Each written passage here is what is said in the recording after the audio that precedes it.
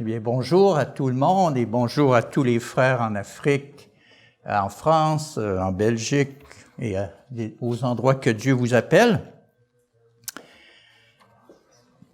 Je parlais tantôt à quelques-uns pour donner des nouvelles de Québec un petit peu. Nous aurons la fête des expiations à Québec. C'est quand même un soulagement pour certains qui voyageaient le 2h30 aller, 2h30 revenir, alors qu'on a l'estomac vide, entre autres. C'est quand même une belle bénédiction pour nous. Par contre, pour la fête des trompettes, on sera tous ensemble parce qu'on a entendu dire qu'il y aura un repas copieux. Alors, on s'en vient.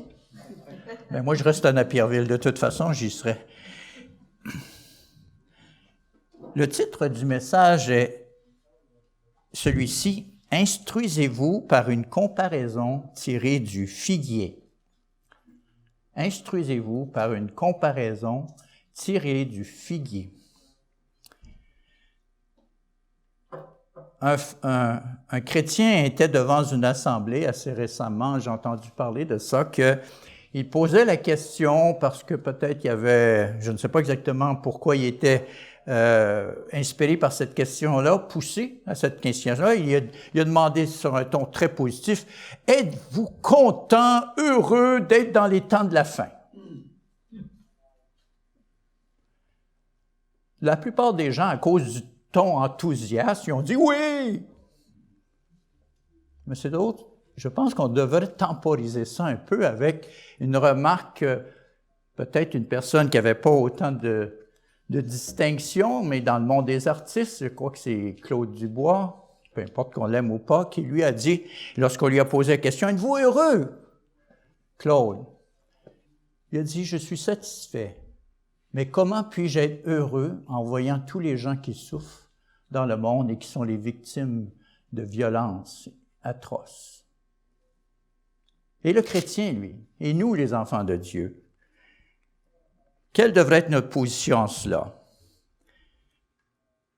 Laissez-moi vous citer l'Évangile d'après Luc, chapitre 19, verset 41. Je vais le citer pour vous. C'est l'Évangile d'après Luc, chapitre 19, verset 41.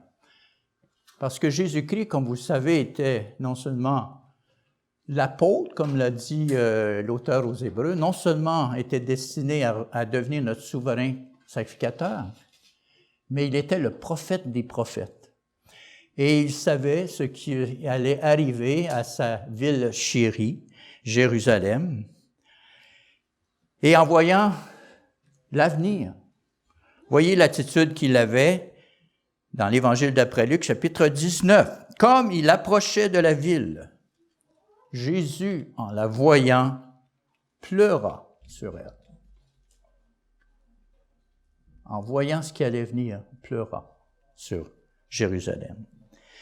Et je pense que de plus que nous passons d'années dans la croissance chrétienne, le plus nous devrions comprendre pourquoi Jésus a pleuré sur Jérusalem. Cette fois-ci, on va se reporter à une parole de l'Ecclésiaste, chapitre 1, verset 18. Dans mes années de jeunesse chrétienne, j'ai passé sur ce verset, mais je ne m'y suis pas arrêté. Mais avec les années, je pense que ce verset-là devient de plus en plus vivant à mon esprit et compréhensible surtout. Ecclésiaste 1, verset 18. Regardez ce qu'un sage dit. Avec beaucoup de sagesse, on a beaucoup de chagrin. Et celui qui augmente sa science ou sa connaissance augmente sa douleur. Une autre approche, hein?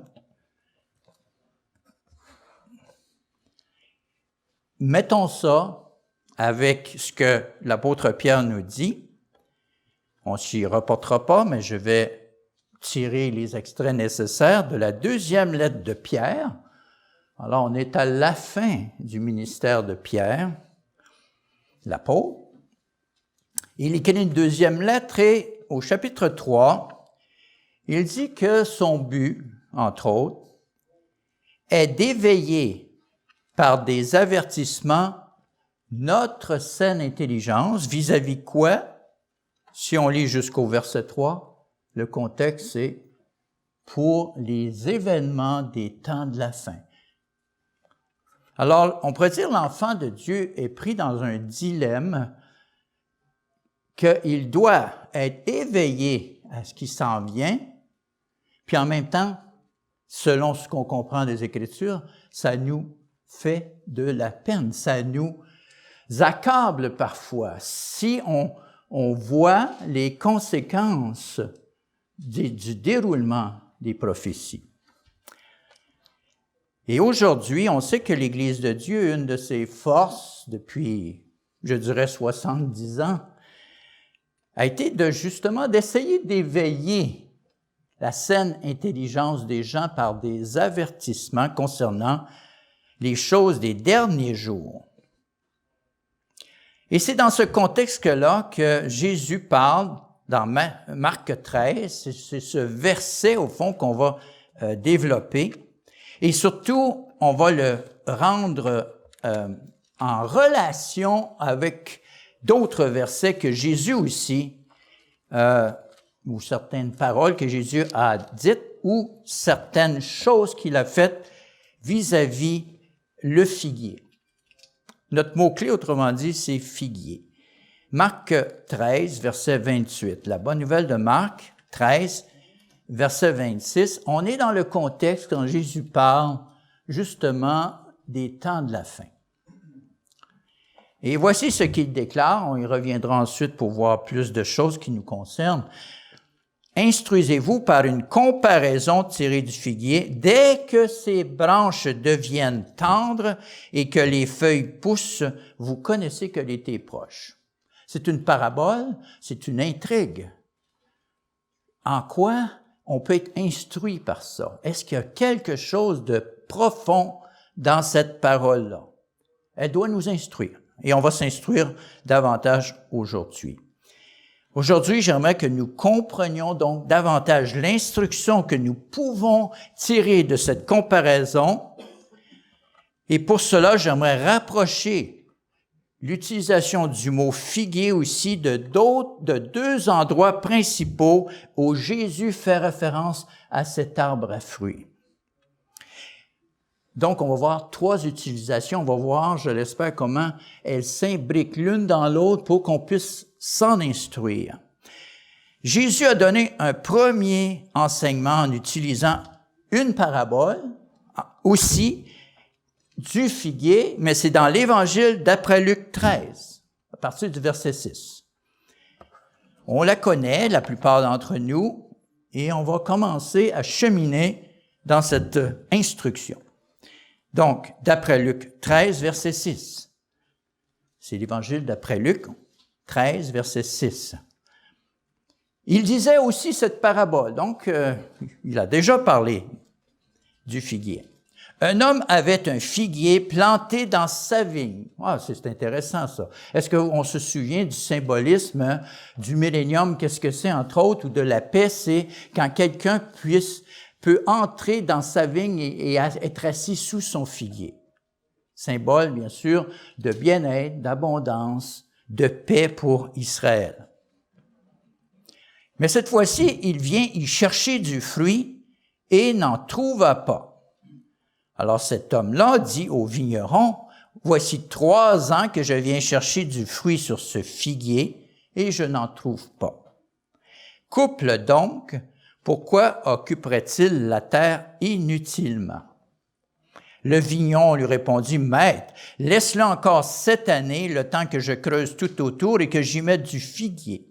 Peut-être produira-t-il du fruit à l'avenir, sinon tu le couperas. » Il enseignait dans une synagogue un jour de sabbat.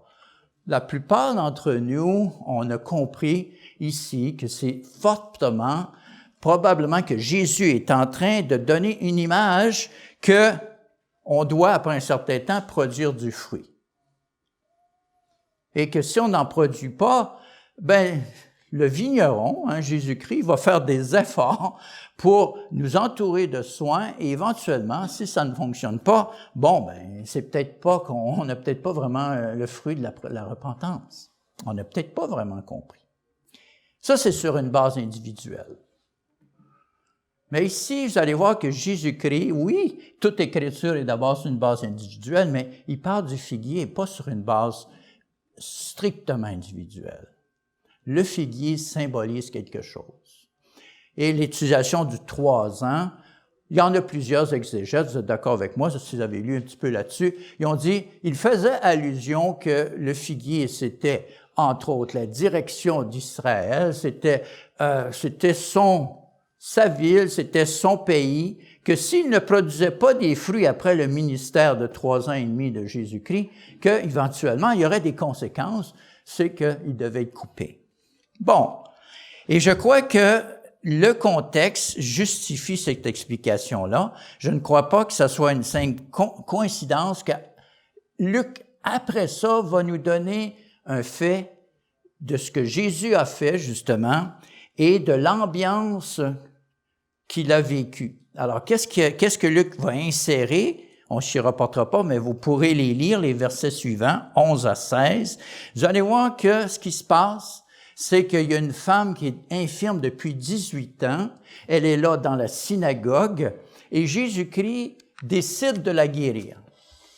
Et le responsable de la synagogue, on pourrait dire le dirigeant, va reprocher indirectement, parce qu'il n'osera pas le dire à Jésus, il va reprocher aux gens de vouloir se faire guérir le jour du sabbat en disant, vous pourriez venir les 6 autres journées. Mais abstenez-vous de vous faire guérir le jour du sabbat. Et quelle est la réaction de Jésus-Christ? C'est hypocrite. Hypocrite. Qu'est-ce que tu cherches à faire ici? Et il est en train, comme vous, je pense, vous le devinez, en train de dénoncer une mauvaise attitude vis-à-vis le plan de Dieu, vis-à-vis la loi de Dieu, vis-à-vis le fait qu'on ne doit pas se faire guérir le jour du sabbat. Alors que Jésus-Christ dit, cette femme qui est infirme depuis 18 ans, c'était le meilleur jour. Là, je verbalise personnellement, le meilleur jour pour se faire guérir parce que il faut comprendre le sens du sabbat qui est un jour de réjouissance, un jour où on fait le plaisir de Dieu. Et comment peut-on faire le plaisir de Dieu quand on est croche physiquement, quand on souffre? OK? Ça, c'est la leçon. Et peut-être vous ne le saviez pas, mais si vous faisiez un petit peu de recherche dans l'historien Joseph, qui est un Juif qui travaillait, mais pour les Romains, lorsque Jérusalem a été encerclée par les Romains environ 40 ans après que Jésus a donné cette parabole, cet historien va préciser dans un long récit comment la ville de Jérusalem était gérée lorsque les Romains l'encerclaient. Elle était gérée, entre autres, par les pharisiens, et comment les pharisiens se sont comportés vis-à-vis de leurs propres concitoyens dans ces temps difficiles. Ils escroquaient, ils oppressaient le peuple, et ça a causé vraiment encore plus de chicanes internes, ça a divisé la défense juive au point que c'était une question de temps avant que tout s'écroule. Okay? Ça, c'est ce qu'on peut retirer de la première parabole du figuier. Regardons maintenant la deuxième fois que Jésus mentionne le mot figuier, et cette fois-ci, c'est qu'il va s'adresser directement à un figuier alors qu'il est sur la route, et on est à la fin du ministère de Jésus-Christ, on est à ce moment-là quelques jours avant qu'il soit arrêté et finalement exécuté. Et 2 auteurs vont en parler, il s'agit de Matthieu et de Marc. L'évangile qu'on va lire, c'est dans celui de Marc, au chapitre 11, à partir du verset 13. Et si vous voulez prendre note, vous pouvez voir le récit parallèle et essayer de réconcilier les 2 récits. Ça, c'est un exercice tout à fait intéressant pour nous, les enfants de Dieu, quand on pense qu'on connaît bien la parole de Dieu. Mettez les évangiles en parallèle, puis essayez de comprendre les différences et pourquoi il y a des différences. Pourquoi même des fois il y a des inversions. Et ça nous stimule à essayer d'aller un petit peu plus profondément dans la pensée et, on pourrait dire, dans la façon que Dieu nous enseigne. Mais là, nous sommes dans l'Évangile d'après Marc, à partir du chapitre 11, verset 13. Apercevant de loin un figuier, donc Jésus chemine sur la route, il voit de loin un figuier qui avait des figues. On est probablement donc au mois de mars, OK? En fait, on est peut-être au dernier mois de l'année dans le calendrier juif, la 12e lune ou 13e lune selon l'année, et on s'en va vers le mois d'Abib, et c'est quand même là que les feuilles reprennent avec vigueur en Palestine. Il alla voir, en s'approchant, s'il y trouverait quelque chose. Mais en y arrivant, il ne trouva que des feuilles, car ce n'était pas la saison des figues. Il lui dit alors que plus jamais personne ne mange un fruit de toi, et ses disciples l'entendirent. Je ne sais pas si en lisant le récit de Marc, ce petit commentaire qu'il fait, car ce n'était pas la saison des figues, n'est pas dans Matthieu. Mais Marc a cru bon de l'insérer en disant, voici un indice qui doit vous faire réfléchir. OK? Alors, il y a eu un questionnement en disant, mais oui, mais si c'était pas la saison des figues, pourquoi Jésus s'approche puis s'attend à voir des figues alors que c'est pas la saison des figues? C'est là qu'on se rend compte que nous, on est habitués avec des pommiers ou des pruniers. Parce que le figuier ne fonctionne pas comme tous les autres arbres à fruits. Il donne des fruits toute l'année. Un petit peu, mais à la saison finale, là, il en produit abondamment. Alors, ce serait un peu comme si nos pommes venaient, il y aurait quelques pommes au fur et à mesure, et que finalement, on a la grosse récolte quand même du principal. Ça, c'est le figuier. Alors, je cite ici le commentaire Bost, que vous pouvez, par exemple, auquel vous pouvez avoir accès sur la Bible online. Vous pouvez l'avoir aussi accès ailleurs. Il dit ceci. Pourquoi est-ce que Jésus maudit le figuier puisque ce n'était pas la saison des figues? Il dit, pour tout autre arbre que celui dont il s'agit, la réponse serait difficile. Mais pour le figuier qui doit porter, comme nous l'avons dit, des fruits presque toute l'année, soit hâtif, soit tardif, on comprend que Jésus a dû s'étonner de ne trouver aucune figue. Lorsque du reste l'arbre bien garni de feuilles paraissait fort et vigoureux. Il aurait pu arriver cependant que l'arbre ait été dépouillé de ses fruits si ça avait été la saison des figues. Autrement dit, si on avait été genre au mois de septembre, là, il aurait pu dire, ils ont toutes pris. Parce que là, ils auraient toutes récolté. Comme les pommiers, on arrive, on vide l'arbre. OK? Mais, Marc dit, mais vu que c'était pas la saison des figues, c'est pour ça que Jésus-Christ a été pris par surprise de ne pas en trouver. Il continue à ce moment-là, il dit, « Le Seigneur considère donc cet arbre comme jetant toute sa sève et sa force dans un extérieur inutile, et il le retranche, voulant signifier par là qu'il en ferait de même de tous ceux chez qui, cherchant les fruits de la vraie repentance, il ne les trouverait pas. » Alors lui, il va mettre l'accent encore sur la leçon personnelle qu'on peut tirer de cet épisode que Jésus a maudit un figuier qui ne portait pas de fruits. Alors, le récit de Marc continue au verset 15. OK? Ils arrivèrent à Jérusalem. Entré dans le temple, il se mit à chasser ceux qui vendaient et ceux qui achetaient dans le temple. Il renversa les tables des changeurs et les sièges des vendeurs de colombes. Après quoi a-t-il fait ce geste significatif de nettoyer le temple après avoir maudit le figuier? Après avoir maudit le figuier, il va faire une démonstration. Qu'est-ce que ça veut dire au niveau de la leçon, pas pour une personne, pour une nation et pour une classe dirigeante. Il ne laissait, est-il dit au verset 16, personne transporter un objet à travers le temple. Il les instruisait et disait, n'est-il pas écrit, ma maison sera appelée maison de prière pour toutes les nations, mais vous en avez fait une caverne de bandits. N'oubliez pas que Jésus est prophète, que Jésus est juge. Oui, Jésus est souverain sacrificateur. Oui, Jésus est le futur roi, mais ici, présentement, il est en train de faire la fonction de façon prophétique de qu'est-ce que ce sera quand il sera en charge du jugement. Okay? Et Marc va insérer cet événement de l'intervention de Jésus au temple après donc ces paroles de malédiction du figuier. Et encore une fois, on est dans un contexte où Jésus-Christ fait la démonstration qu'il va juger son peuple. Continuons le récit au verset 20. Le matin, en passant, les disciples virent le figuier desséché depuis les racines. Là, je suis dans la traduction, la Nouvelle Bible seconde. En anglais, c'est dit exactement desséché à partir des racines.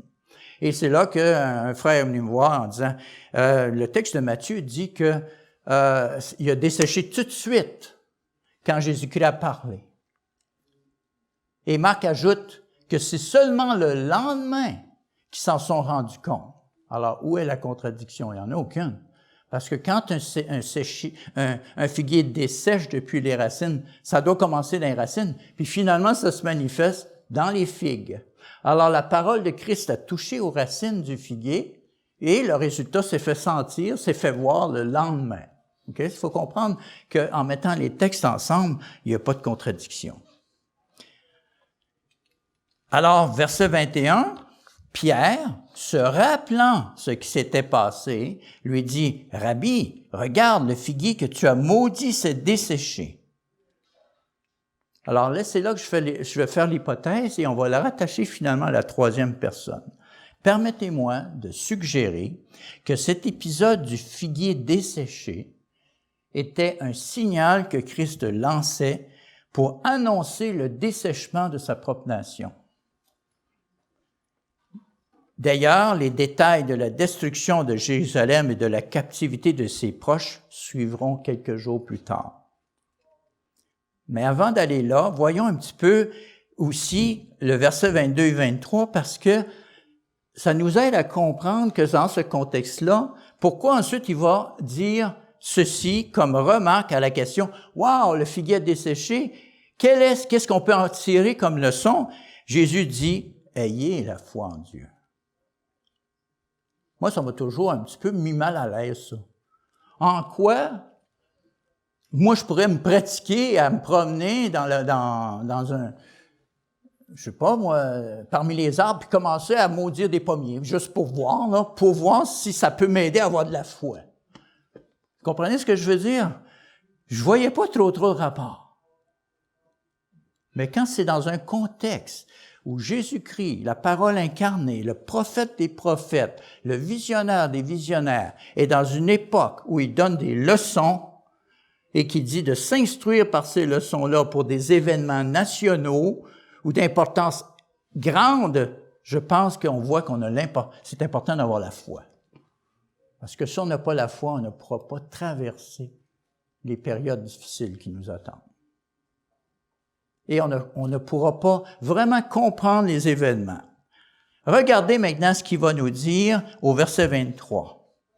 La leçon est la suivante aussi. « Amen, je vous le dis, celui qui dira à cette montagne, « ôte-toi de là et jette-toi dans la mer », sans hésiter dans son cœur, mais en croyant que ce qu'il dit arrive, cela lui sera accordé. » Ben là, vous dites, « Ah, j'ai vraiment pas cette foi. » J'essaie de dire à une montagne de se jeter dans la mer. J'ai essayé de demander au Mont-Royal, puis j'ai pratiqué, je dis, jette-toi dans le fleuve. J'ai adapté mon affaire, puis ça n'a pas bougé. Ça m'inquiète parce que j'ai beau m'efforcer d'avoir de la foi, je ne l'ai pas. Fait que là, on va diminuer un petit peu l'importance de la parole. On va dire, ben la montagne, c'est n'importe quoi, c'est des obstacles, c'est des difficultés. Mais pourtant, on sait très bien que le symbole de la montagne, c'est bien plus gros que ça. C'est une nation. C'est un empire, une montagne. C'est quelque chose de gros. Et qui est celui qui dit à la montagne de se jeter dans la mer? On va voir un petit exemple de quelqu'un qui a dit à une montagne de se jeter dans la mer.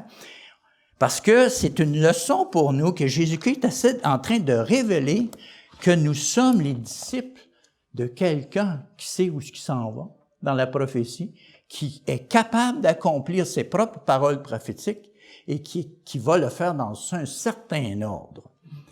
Et c'est pour ça aussi qu'on va aboutir dans la troisième partie qui est « Instruisez-vous ». Mais voyons un petit peu maintenant un passage, on pourrait dire, qu'on peut rapprocher du verset 23 de Marc. C'est dans l'Apocalypse 18, juste pour faire un petit exercice de rapprochement des Écritures. Souvenez-vous, Jésus-Christ vient de rentrer dans le temple. Il nettoie le temple. Il dit, mon intention est de faire de cette maison une maison de prière. Vous en avez fait une caverne de bandits. C'est-tu important ce qui se faisait là? Et si on prend ça du côté spirituel, est-ce qu'il n'y a pas toujours un danger dans notre pensée d'Église, des fois de transformer l'Église en un centre de profit et d'essayer de voir, écoutez, c'est clairement dans la chrétienté un problème qui s'est passé à travers les siècles. On a pris le nom de Dieu, les gens qui étaient des gens sincères ont essayé de bâtir le plan de Dieu, l'œuvre de Dieu dans leur compréhension, et d'autres, les dirigeants, en ont profité pour se mettre de l'argent dans les poches, n'est-ce pas? Écoutez, c'est un phénomène qui appartient pas juste à l'Israël ancien. C'est un phénomène national et je dirais international. Après avoir parlé de ça, il donne qu'on peut quand même jeter une montagne dans la mer. Regardons Apocalypse 18, versets 1 et 2. « Après cela, je vis descendre du ciel un autre ange qui avait une grande autorité. » Très important ici. Qu'il ait cette grande autorité. Et la terre fut éclairée de sa gloire. On peut se poser la question, de quel messager il s'agit ici, qui a cette grande autorité dont la terre, la planète, est éclairée de sa gloire. Il cria d'une voix forte, disant, elle est tombée, Babylone la grande, elle est devenue une habitation de démons, un repère de tout esprit impur, un repère de tout oiseau impur et odieux.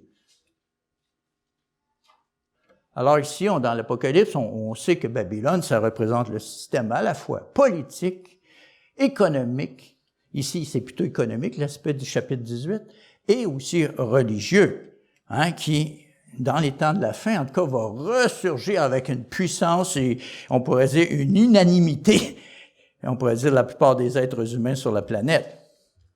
Voyons maintenant ce parallèle confirmé plus loin, toujours dans le chapitre 18, au verset 21. Regardez le langage. Alors un ange puissant, après que le premier a fait une déclaration, un ange puissant prit une pierre, il va faire la démonstration par un symbole, par un signe, prit une pierre semblable à une grande meule et regardez, il la jeta dans la mer en disant ainsi, sera précipitée avec violence Babylone, la grande ville, et elle ne sera plus trouvée. On sait que la ville est même symbole d'un royaume. Babylone, c'est le symbole d'un empire aussi. Et remarquez que celui qui dit, autrement dit, ici, à la montagne ou à la ville, ôte-toi et jette-toi dans la mer, ben c'est un ange puissant. On est dans un autre registre quand on comprend quand Jésus parle.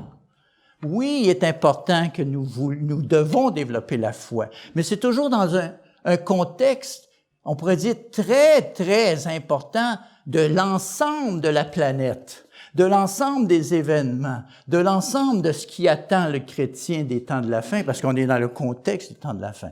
Comme Jésus-Christ est dans le contexte de son temps de la fin, avant de mourir dans les derniers jours et qui essaie de nous avertir que ce qui est lui, c'est ce que nous allons vivre dans un sens, ben nous avons des leçons à tirer de ça. OK?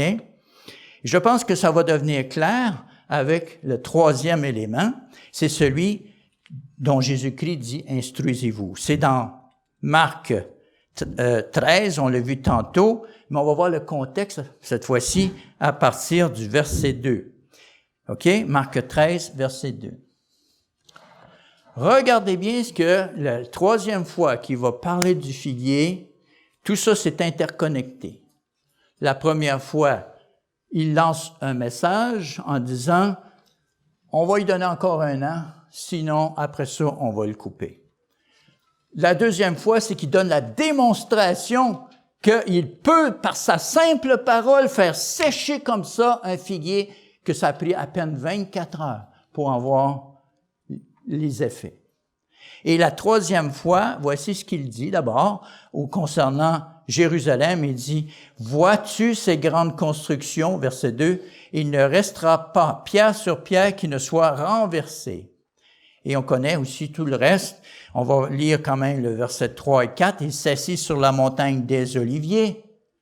Jésus-Christ est en train de choisir et de démontrer pourquoi il va être le juge de Jérusalem à son époque et pourquoi il va être le juge du monde à son retour. Et pour le faire, il s'assoit sur la montagne des Oliviers. Et s'asseoir, dans le langage biblique, c'est souvent aussi s'asseoir pour régner, s'asseoir pour juger. Et il s'assit où? Sur le mont des Oliviers, face, c'est bien dit, du temple, face au temple. Et Pierre, Jacques, Jean et André lui firent en particulier cette question, « Dis-nous, quand cela arrivera-t-il et à quel signe connaîtrons que toutes ces choses vont s'accomplir? » Vous savez, comme j'ai dit tantôt, on a publié beaucoup là-dessus. Mais la question, aimeriez-vous connaître le repère parmi tous les repères que Jésus a donnés pour savoir que nous sommes dans ces temps de la fin-là? On pourrait dire dans les dernières heures du temps de la fin. Allons au verset 26. D'abord, il donne en passant, le signe principal du retour de Christ. C'est quoi? Pas le point de repère qu'il annonce, mais le signe principal du retour de Christ. C'est quoi? On verra le signe du Fils de l'homme dans le ciel. C'est le retour du Christ. Visible. Ça, c'est le signe. Si vous voulez savoir qu'est-ce que le monde va voir quand Jésus-Christ va apparaître, d'une façon, je ne sais pas comment ça va se faire, là, mais tout le monde va le voir venir. Ça, c'est le signe final, c'est le dernier signe, là. Le plus grand, le plus beau, le plus fort. C'est pas les tremblements de terre, c'est pas ça. Ce sont tous d'autres signes. Mais le signe des signes, c'est celui-là. Mais le point de repère, il y en a un aussi. OK? Alors, on verra le Fils de l'homme venant sur les nuées avec une grande puissance et avec gloire. Mettez ça avec Matthieu 24, vous allez voir. Alors, il enverra les anges et il rassemblera les élus des 4 vents de l'extrémité de la terre jusqu'à l'extrémité du ciel. On va fêter ça bientôt. Lundi, instruisez-vous, c'est là qu'il arrive en disant, par une comparaison tirée du figuier, dès que ses branches deviennent tendres et que ses feuilles poussent, vous connaissez que l'été est proche. Verset 29, de même. Quand vous verrez ces choses arriver, sachez que le Fils de l'homme est proche à la porte. Et quelle est la dernière chose que mentionnée qui va arriver? Le figuier. Le figuier. Regardez le figuier. Après avoir annoncé, je résume, en premier lieu que le figuier serait arraché, après avoir fait en deuxième lieu une démonstration en faisant sécher le figuier depuis ses racines, il revient avec le figuier en disant, regardez, il va pousser. Le texte parallèle, selon Luc, vous pouvez en prendre note, c'est chapitre 21, verset 29. Dans la nouvelle traduction second, c'est un mot particulier que Luc utilise. Il va utiliser le mot bourgeonner. J'ai fait une étude un peu sur ce mot-là et j'ai remarqué que c'est un mot rare. C'est un mot rare qui est utilisé seulement 2 fois. Un dans son sens pour les hommes, puis un dans son sens pour un arbre. Alors, le côté pour les hommes, ça aide pas à comprendre ici le mot. J'ai été voir du côté grec de la traduction par les Juifs de l'Ancien Testament, les écrits avant Jésus-Christ. Il y a quelques utilisations, mais aucun concerne un arbre. Alors, c'est là que, seulement à ce moment-là, que c'est un dictionnaire grec-français classique qui m'a aidé. Il faut dire qu'il est récent. C'est le dictionnaire français de Victor Magnin et de Maurice Lacroix. Ça a été publié aux éditions Belin en 2002. Et là, il va donner un éclat un peu plus grand sur le mot. Le dictionnaire nous dit qu'au mode actif, et c'est le cas ici, le verbe grec, qui est probalo, signifie lancer en avant, produire des fruits, exhaler une odeur. Et vous allez voir que Peter Eddington, dans la revue Bonne Nouvelle, qui est maintenant appelée Pour l'avenir, hein, on fait une transition, a écrit un article qui a pour titre « 7 points de repère prophétique du temps de la fin ». Ça a été publié l'année passée, le 2 janvier, l'autre année avant, en 2018. Cet article est disponible sur le site des publications. Vous pouvez même le télécharger. M. Eddington indique que dans la Bible anglaise, j'ai vérifié, c'est vrai, le mot « pousser » est plus justement traduit par « fleuri ». Ça aussi, ça aide, parce que les mots, c'est important. N'est-ce pas un fait historique, frères et sœurs, que l'État d'Israël a fleuri au Moyen-Orient? Les Israéliens ont célébré leur 71e anniversaire de fondation depuis, je pense, c'est le 14 mai 1948, lorsque les Nations unies ont autorisé, par une déclaration, le retour des Juifs dans une terre auquel ils avaient droit, après, je pense, 1900 ans, un petit peu moins que 1900 ans d'errance. À la fin de la Deuxième Guerre mondiale, on sait que la Deuxième Guerre mondiale a failli exterminer le peuple juif, du moins tout le peuple juif qui était en Europe, en Pologne, que ce soit en Tchécoslovaquie, que ce soit dans les pays que Hitler avait conquis en France. 6 millions ont été détruits en peut-être un an et demi. 6 millions, presque dans le secret.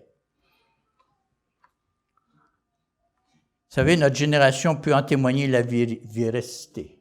Le figuier a-t-il repris vie? Le figuier voit la sève couler depuis ses racines jusque dans son feuillage, ses fleurs et ses fruits. N'est-ce pas un fait historique qui se répète aussi, que ce même figuier attire l'envie, la jalousie, la fureur des nations? Regardons Zacharie 12 à partir du verset 1. Une bonne étude à faire pour les prophéties des temps de la fin, c'est Zacharie 12, 13 et 14. Il y a plusieurs éléments prophétiques qui deviendront de l'histoire dans quelques années, qui sont écrits dans ces chapitres, de ce livre de Zacharie. Mais dans le chapitre 12, à partir du verset 1, juste pour donner l'ambiance, dans les 5, c'est-à-dire dans ce chapitre, on va rencontrer l'expression « en ce jour-là »,« en ce jour-là »,« en ce jour-là »,« en ce jour-là »,« en ce jour-là », jusqu'à 15 fois, jusqu'au chapitre 14. Et regardons le commencement du chapitre 12 de Zacharie à partir du verset 1. Et c'est assez intéressant comment les mots sont placés dans un certain ordre. Oracle, parole de l'Éternel sur Israël. Bon, nous, quand on entend le mot Israël, on n'est pas comme la plupart des gens aujourd'hui, on ne dit pas « Ah, c'est l'État d'Israël ». Non, on sait que c'est probablement les 12 tribus d'Israël. OK? Vous avez raison. Mais quand même, le mot sort. Et le mot, pourquoi Dieu a-t-il permis que l'État d'Israël s'appelle Israël, d'après vous? Si ce n'est que parce que c'est à peu près le seul élément visible qui reste, qu'on peut identifier comme peuple de Dieu physique.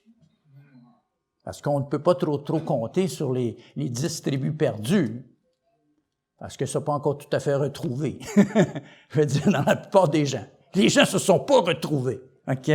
Mais Israël, qui est bien sûr le restant de Juda, lui, malgré ses hauts et ses bas, a gardé son identité. Bon, ça va. Mais regardez qu'on va préciser tout de suite, encore une fois, dans la prophétie, vers qui on focus. Ainsi parle l'Éternel qui a entendu les cieux et fondé la terre. Donc, on a affaire au Créateur. Et aussi, qui a formé l'esprit de l'homme au-dedans de lui. C'est intéressant, il insère ça en ce moment-là. Instruisez-vous.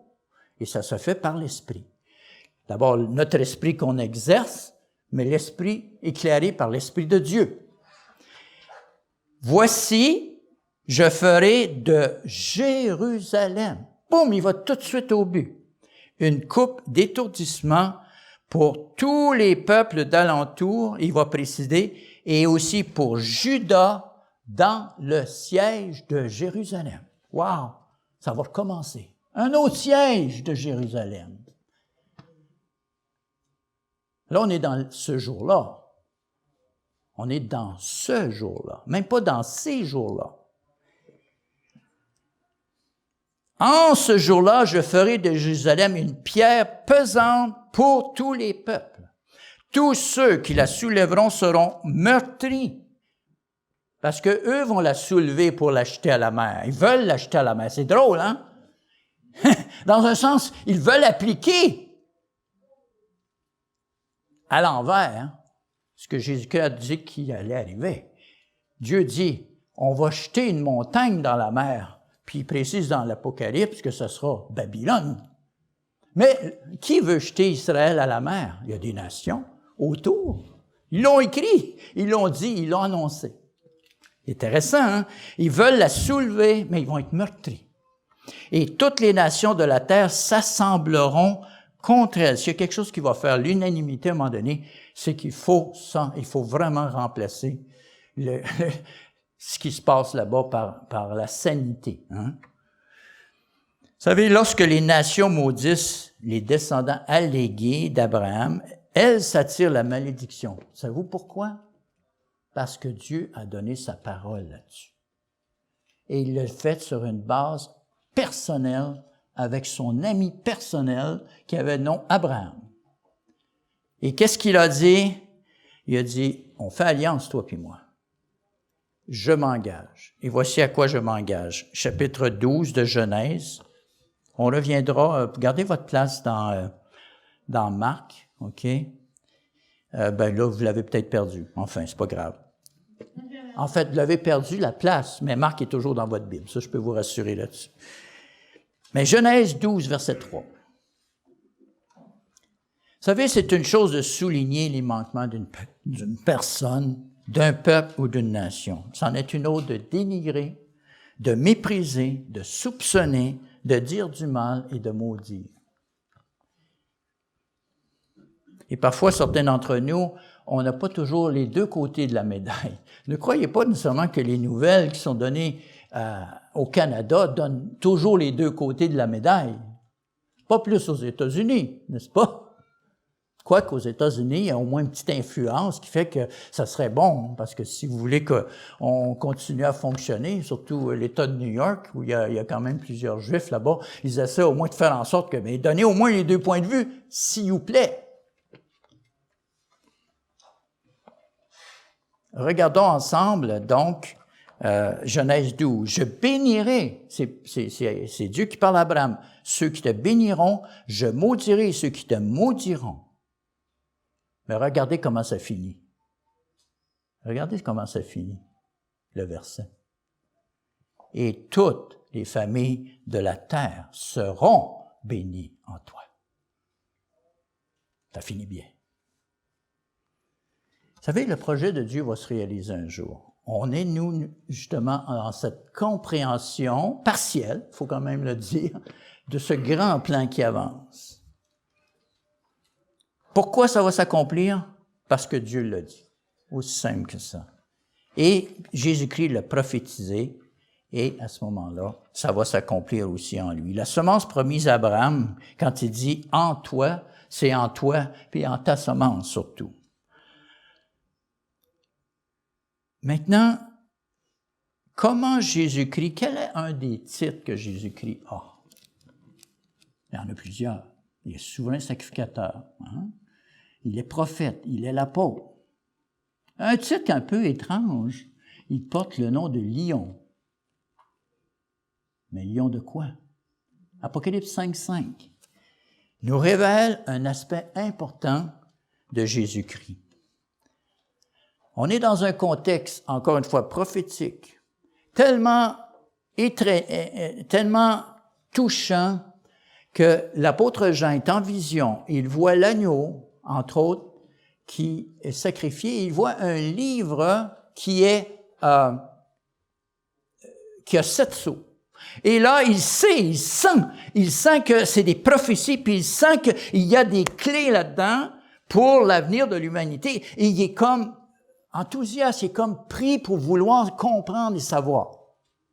Et tout d'un coup, on lui dit que personne n'a le droit d'ouvrir le livre. Et qu'est-ce qu'il fait? Il dit, oh bon, tant pis pour moi. Non, il a pris ça à cœur, il pleura. Si Jésus-Christ a pleuré sur Jérusalem, Jean a pleuré sur le fait qu'on ne pouvait pas comprendre les prophéties. Mais il a été rassuré. Regardez au verset 5, l'un des vieillards, ça c'est un des 4, c'est des êtres incroyables, ça. Non, il y en a combien? Il y en a 24 vieillards. Un des 24 vieillards qui va s'approcher de lui. Je suis sûr qu'il n'a pas dit, bon ben là, arrête de pleurer là. On a affaire à un des 24, je ne sais pas combien de milliers d'années qui existent. Et pourquoi c'est un des 24? C'est parce que je pense qu'il n'a pas pu s'empêcher d'intervenir. Il dit, non, pleure pas. Voici le lion de la tribu de Juda. Le rejeton de David a vaincu pour ouvrir le livre et ses 7 sceaux. Seulement le lion de la tribu de Juda a le droit d'ouvrir les prophéties. Et ça veut dire que ça a tout rapport avec son identité. Son identité, ses origines. De quelle tribu il est important pour qu'on puisse comprendre la prophétie. En fait, je dirais, si on n'a pas cette connexion avec le lion de la tribu de Juda, on a très peu d'intérêt pour la prophétie. Parce qu'on n'a pas d'intérêt vraiment pour le cœur de la prophétie, qui nous permet d'être comme à la fois sensible, pleurer sur ce qui s'en vient, et en même temps avoir l'espoir que Dieu va intervenir et le sentir que cet espoir est en nous. Vous savez, les nations vont être bénies grâce à celui qui a le titre « le lion de Juda ». Les nations seront bénies en et par son peuple physique, qui sont les Juifs. Ils le sont, en passant, les nations sont déjà bénies par le peuple juif. J'espère que vous êtes conscients que 80% des prix Nobel viennent d'un peuple qui représente 0,4% de la population mondiale. C'est pas normal, ça. C'est pas normal. Si ce n'est que Dieu a fait une promesse. Je bénirai ceux qui te béniront. Et aussi, il y a 10 d'autres promesses, bien sûr. On reviendra à cet aspect-là, c'est assez étonnant. Le monde entier va être béni aussi en et par les 12 tribus d'Israël, ils le sont déjà un peu, dirigés par les 12 apôtres dans le futur, et par l'ensemble de l'assemblée spirituelle qui est devenue l'épouse du Messie, c'est-à-dire nous. Je pense que le monde va être vraiment béni.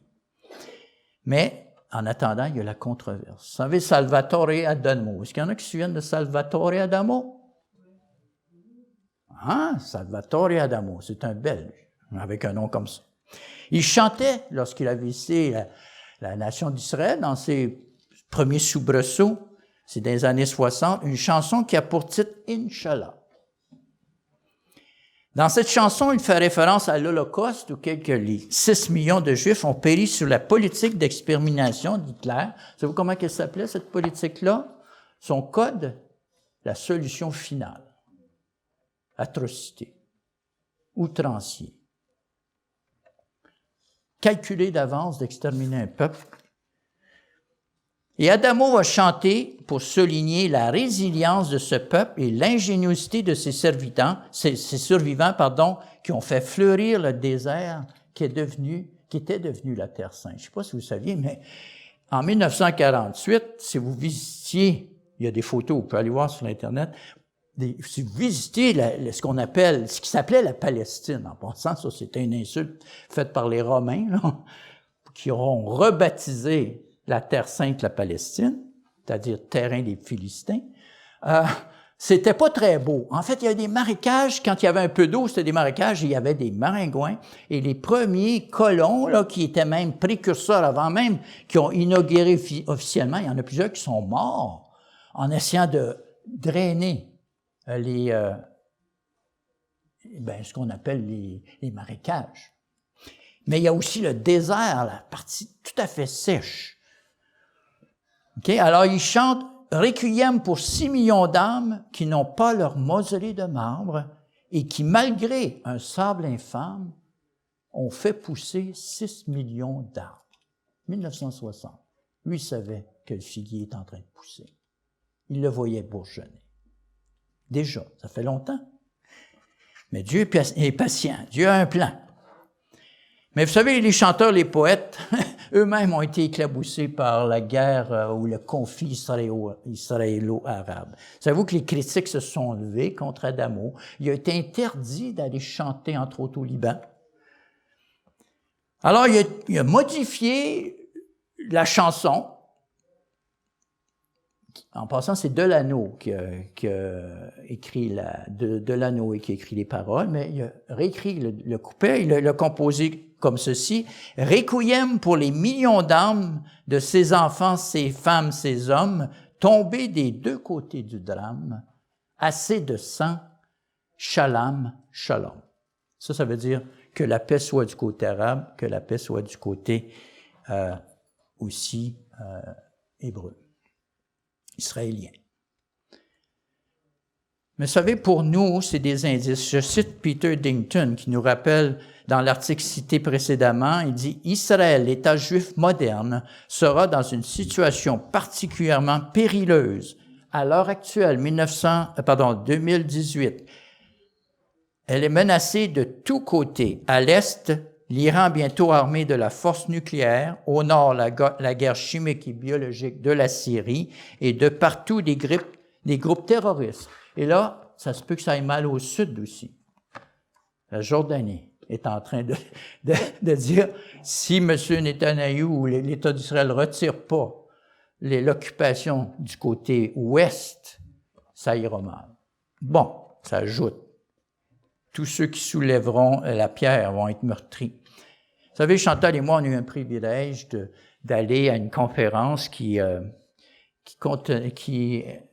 incluait des membres de la Knesset, des Premières Nations, entre autres les Cris, et aussi des familles juives. Alors, on a entendu le témoignage d'une des jeunes filles, toute la famille était là, qui expliquait que quelques semaines ou mois auparavant, avant son arrivée au Québec, comme touriste ou visiteur, elle allait à la classe, mais sur l'heure du midi, elle est restée à l'école pour manger, mais sa copine est allée au centre d'achat. Et c'est là qu'il y a eu une explosion terroriste parmi combien d'autres. Et elle dit maintenant, lorsque le matin, moi puis mes parents, en route soit pour la classe ou soit pour le travail, on se dit au revoir et on s'embrasse, on sait que ça pourrait être la dernière fois. Je pense qu'on ne vit pas tout à fait ça ici au Québec. Hein? On peut être conscient qu'on peut mourir dans un accident de voiture. Mais on n'a pas cette conscience-là qu'on pourrait sauter constamment. Je pense pas, hein? On ne vit pas leur réalité, mais Dieu dit, vous devriez la vivre spirituellement.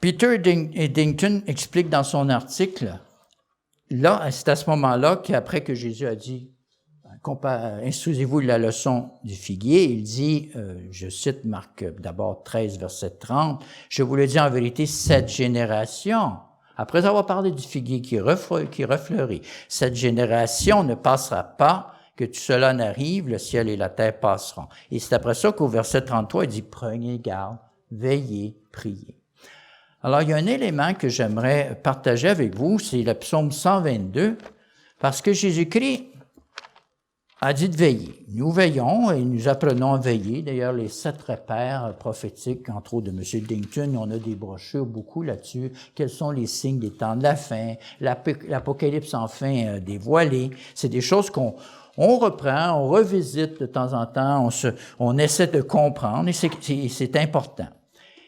Mais dans le psaume 122, vous savez, Jésus-Christ a dit « Veillez et priez ». Mais prier quoi? Ben, il y a une des choses que la Bible nous dit clairement sur quoi prier concernant les temps de la fin. Psaume 122. Il dit, oui, vous priez pour avoir la force de rester debout.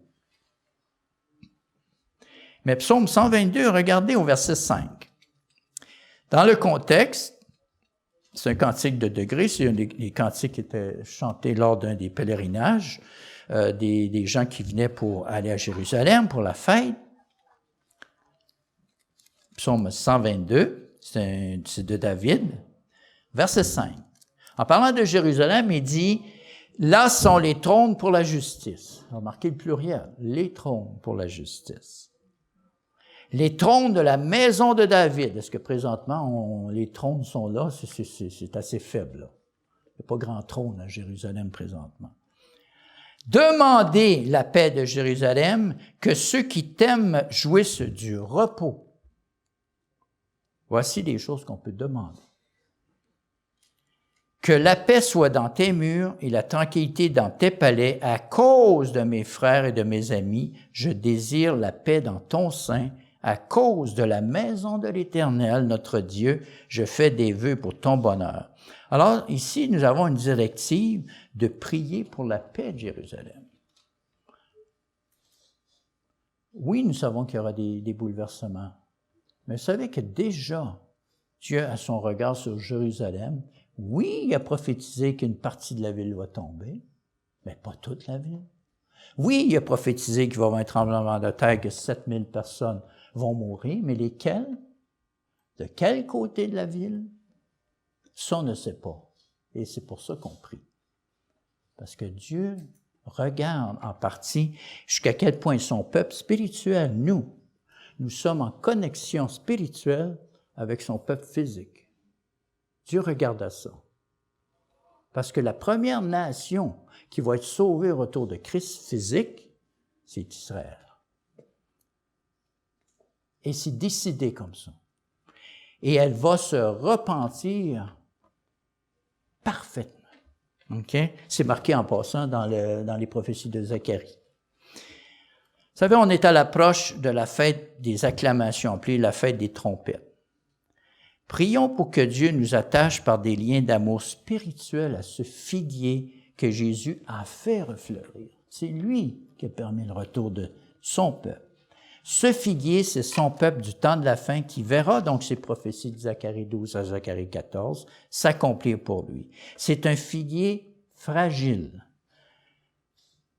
Le peuple physique de Dieu est fragile, tout comme le peuple spirituel a ses fragilités. Et nous avons tous les deux besoin de tendre soin.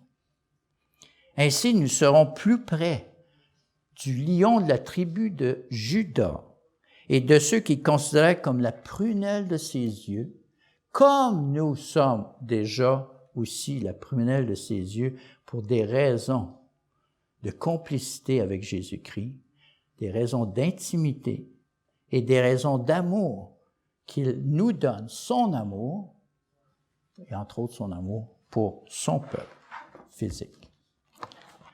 Bonne préparation pour la fête des trompettes. Nous allons nous revoir ici, et c'est dans 2 jours. J'anticipe ce festin qu'on va avoir ensemble, préparatoire au grand festin.